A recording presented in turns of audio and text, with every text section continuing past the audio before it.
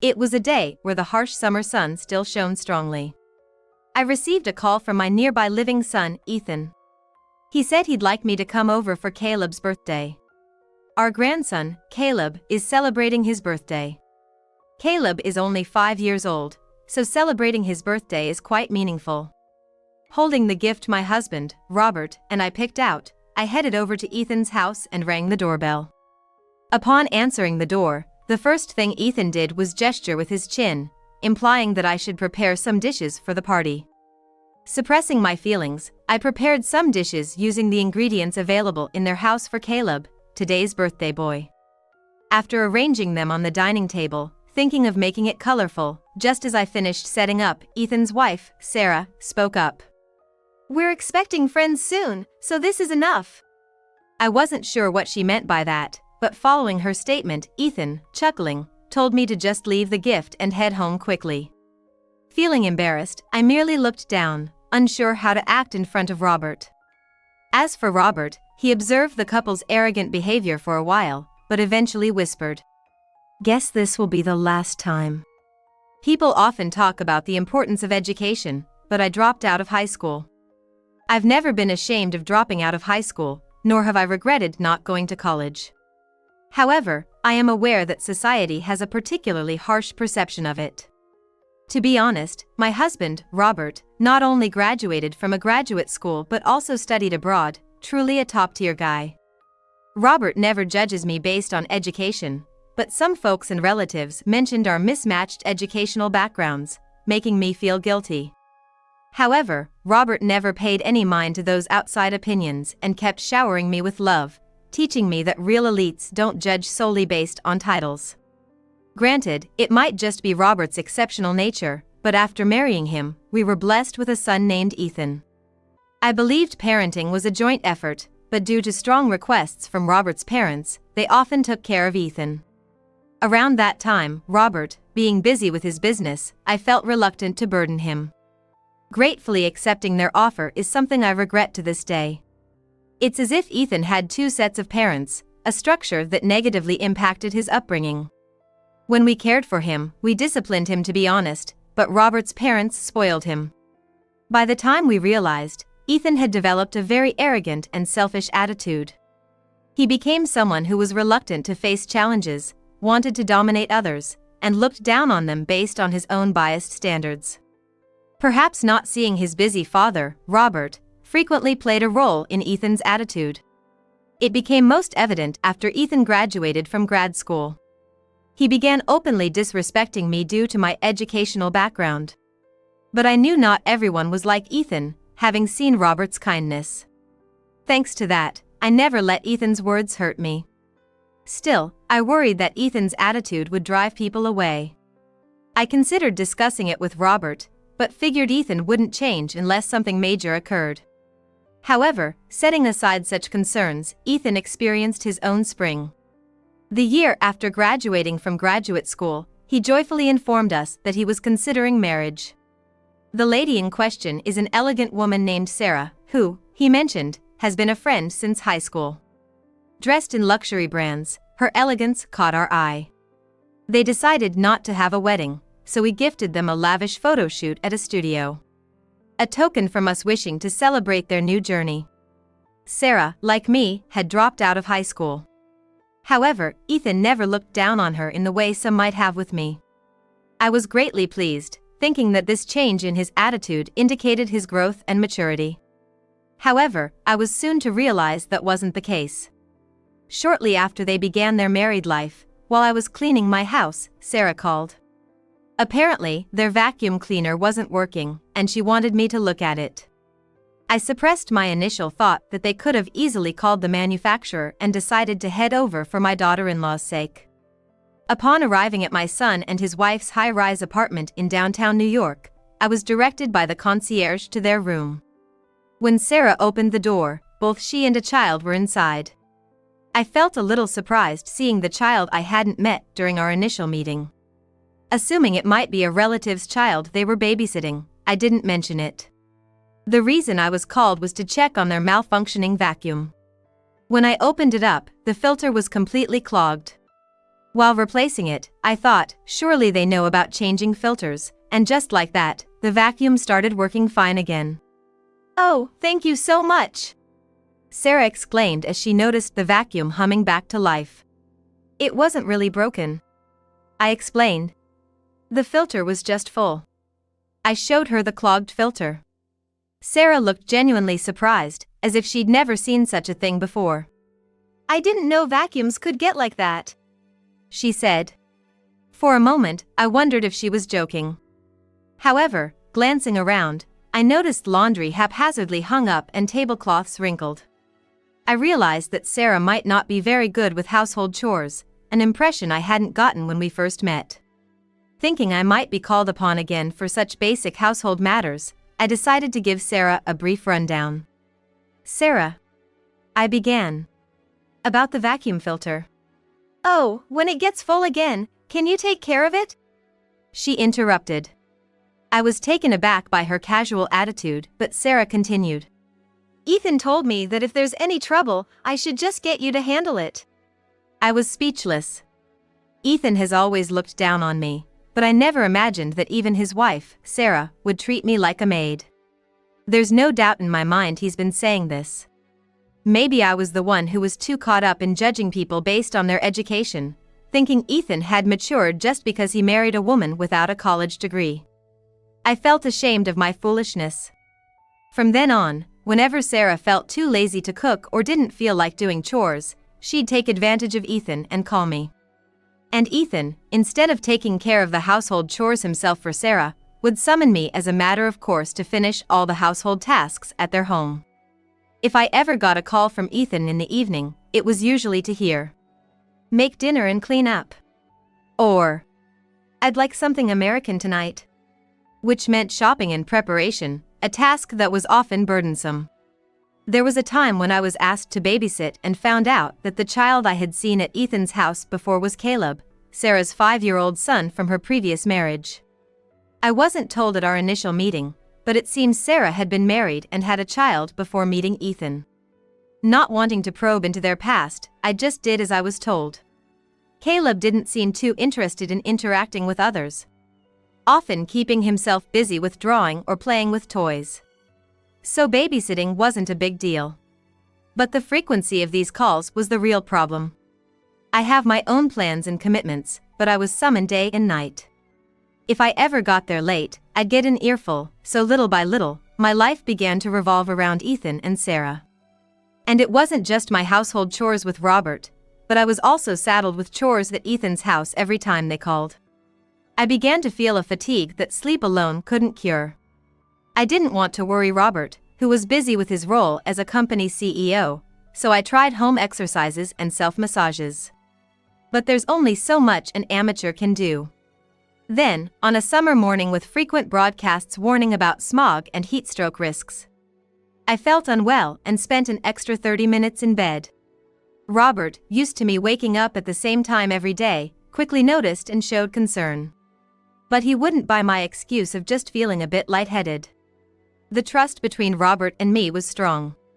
Admitting my ailment, I gently turned down Robert's offer to accompany me to the doctor, asking instead to rest at home without doing chores for the day. However, my situation didn't stop Ethan's phone from ringing. Dragging my weary body up to answer, as usual, I was told to clean at Ethan's place and look after Caleb. Wanting to honor my promise to Robert, I told Ethan about my condition and said I couldn't come today. But Ethan, acting as if I had no right to refuse, said, "We've got an unavoidable commitment, so you better be here," and hung up without waiting for my reply. Thinking of little Caleb being left alone, I couldn't not go. Pushing through the fatigue, I headed over to Ethan's place. When I got home, Ethan and Sarah had already left. Dishes were left half-eaten, and branded clothing was scattered everywhere. With a weary body, I forced myself to clean up, letting out a sigh. But, as I finished the dishes while keeping an eye on Caleb, I started to feel increasingly nauseous. My vision slowly began to blur from the edges. Eventually, I couldn't stand any longer and collapsed in the kitchen. Caleb was coloring in the living room, but I was out of his view, lying on the floor.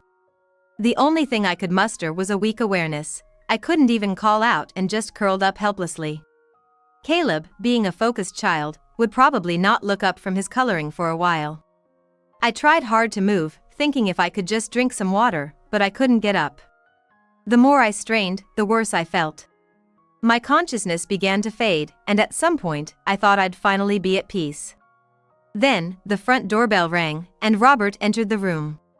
Seeing me, he gently picked me up. Concerned, he said to Caleb, "I'm gonna take your grandma home, okay? You'll be all right by yourself?" Caleb, though worried, nodded. Robert took me to his house, hydrated me, and carried me to bed. Apparently, on top of already being unwell, I had gotten dehydrated due to accumulated fatigue. With shallow breaths, I managed to tell Robert, "I'm so sorry for being a burden." He shook his head silently, squeezing my hand. Before heading to Ethan's house, I was glad I'd quickly informed Robert. I had promised to rest at home, but going out felt like betraying Robert's kindness. So, I'd updated him just in case.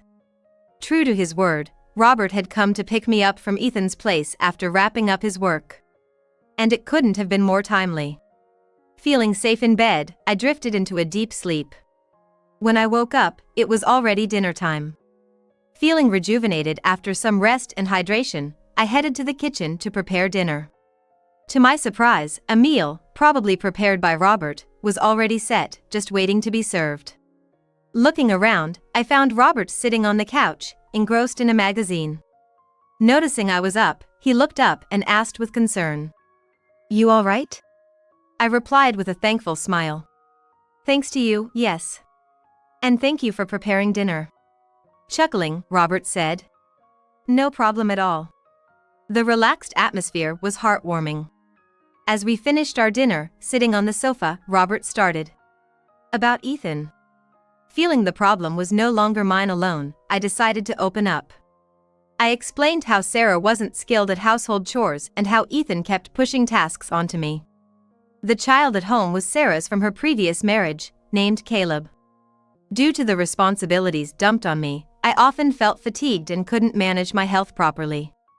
As I sporadically talked about my own inadequacies, Robert crossed his arms and put a hand to his chin, gesturing as if deep in thought. Unable to decipher what was on his mind, I simply waited in anticipation for his next reaction. I feared he might be disappointed in me.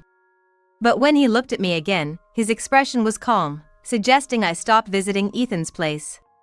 From then on, I received frequent calls from Ethan, but I stopped responding. I felt sorry for Caleb, but I wasn't their housekeeper. And I couldn't overexert myself, especially after worrying my dear husband. However, after a few weeks, a different kind of message came. It was an invitation for Caleb's once-a-year birthday party. I thought I should perhaps attend. After discussing with Robert, we decided to go and celebrate together. On the day, as we reached Ethan's place, he immediately instructed me to prepare a lavish meal for the party. I was prepared for this, so I looked up some easy party recipes online and started making dishes like gratin, potato salad, and vegetable broth soup. After a while, as I laid out the colorful spread, Sarah, smiling, said, "Our friends will be here soon, you can leave now. After the cooking is done, there's no role for you." While I was declining the calls, I couldn't help but feel angered at how much their attitude had worsened, but I held back because of Caleb being there. Then, joining in with Sarah, Ethan chuckled and said, "You brought a present, didn't you? Just drop it off and leave." I felt ashamed, especially because Robert was with us today, and I looked down. On the other hand, Robert had been quietly observing the situation, and then murmured in a barely audible tone, "Well, it's gonna be the last time this year." Ethan seemed not to hear Robert's whisper and pushed me towards the exit, urging me to leave quickly. So, without celebrating Caleb's birthday directly, Robert and I left Ethan's house. Overwhelmed with guilt, I quickly apologized, but Robert firmly said, "No, it's him who's wrong," and then drove me home before heading to work. Later, he went to his office alone. Once I was alone at home, I sat down on the living room couch and soon fell asleep, unable to resist the sudden wave of fatigue. I wish I could forget the shame I caused Robert as soon as possible. A few days later, around 7 a.m., the doorbell rang, and I heard the sound of heavy footsteps. Ethan burst into the room, yelling, "Dad, what's this about me being transferred to the regional planning department?" Ethan shouted, his face reddening to the point where his veins bulged. It seemed Robert had given Ethan a transfer order. "It's the consensus of everyone." Robert responded calmly without changing his expression. The truth was, after Ethan graduated from graduate school and couldn't find a job, he joined the company run by Robert through connections. While Robert's character made it easier for the company executives to accept Ethan's employment, Ethan's work performance was unsatisfactory, causing problems for everyone. Not only was he unable to produce results, but he also often billed personal entertainment and golfing expenses to the company, causing frequent issues. Robert himself had directly warned and urged Ethan to improve several times, but Ethan was unresponsive. Seeing Ethan's unreasonable demands towards me was likely the last straw for Robert. With the company's upcoming international expansion, Robert decided that he couldn't keep Ethan in a central position any longer and decided to transfer him to a regional miscellaneous task department with the support of the executives. Robert had always believed people could change, hoping Ethan would eventually understand the importance of his work and act sincerely. He hadn't given up on him until now, but it seemed he had reached the end of his patience. It showed just how low Ethan had fallen in the eyes of both his colleagues and family. When Ethan heard the reason for his transfer from Robert and was told, "Until you cool down and repent, I won't recognize you," he began to tremble. Ethan then glared at Robert, warning, "Are you okay with never seeing your grandson again?" referencing Caleb, but Robert didn't flinch. "After all, Caleb isn't our real grandson. There's no blood connection. If my wife is ridiculed by your charmless daughter-in-law, I don't feel anything, even if I don't see them." Saying this, as if to make Ethan re-recognize what he had done to me so far, my husband began to speak calmly and started to explain the situation Ethan is in now. Firstly, the luxury condo Ethan was living in was owned by Robert. So, Robert could always check the building's security camera footage, implying that he knew how frequently Ethan was bothering me. Additionally, the car Ethan was using privately was a company car owned by Robert's company, hinting at the consequences Ethan might face. Robert said, "For someone who was merely in a privileged position given by his parents but looked down on others and didn't strive for personal growth, this isn't suitable," and told Ethan to pack up and leave. Finally realizing the gravity of the situation, Ethan began to apologize profusely. He would lose his place to live and the car he needed for mobility, so it was a natural reaction. Ethan tried desperately to apologize to Robert, tears spilling from my eyes. However, Robert is a person who is trusted by many for his ability to execute decisions as a business leader. It was clear that no amount of apologizing would change the situation. Ethan stopped apologizing and began to limp towards the entrance. Robert and I slowly followed his retreating figure. Just before the door closed, Robert sternly told Ethan, "The child is not to blame. Grow up, man." It was a few days after Ethan had been transferred to Nebraska. Ethan called me, saying he couldn't make his credit card payments on time and had racked up a lot of charges. He needed help. Apparently, Sarah had been using Ethan's card on her own to buy designer goods and expensive makeup. Naturally, it was his own doing, so neither Robert nor I paid any mind. We decided not to lend a hand until we see a real change in him. So, there's no way we could help out here. I told Ethan to figure it out on his own, then hung up the phone, letting out a sigh. He's probably just now feeling the real world's pinch, having lived off his parents for so long. Though he should have realized sooner, considering some of our faults in shaping Ethan's character, I felt a bit guilty for putting pressure on Sarah. But then again, thinking about what Sarah did to me, it's her own karma. People can find happiness through compassion and personal growth, not just by surrounding themselves with luxuries. I hope they realize that. Now that I'm no longer summoned by Ethan and his family, I've reclaimed time for myself and started a new hobby. I've been trying out various baking recipes and posting photos on social media. Every now and then, I get a positive comment that boosts my self-esteem. I feel way more fulfilled than before. Meanwhile, since Ethan's transfer to Nebraska, the previously struggling department Robert oversees has regained momentum. It's giving a significant boost to their international expansion, and business is booming. Thanks to the company's rapid growth, Robert, despite his age, has become somewhat of a celebrity in the domestic CEO community. I rejoice in Robert's success and hope that someday Ethan will have a change of heart and become as sincere a person as Robert. Robert proves there's no limit to human growth. Someday, they'll realize that it was all done out of love.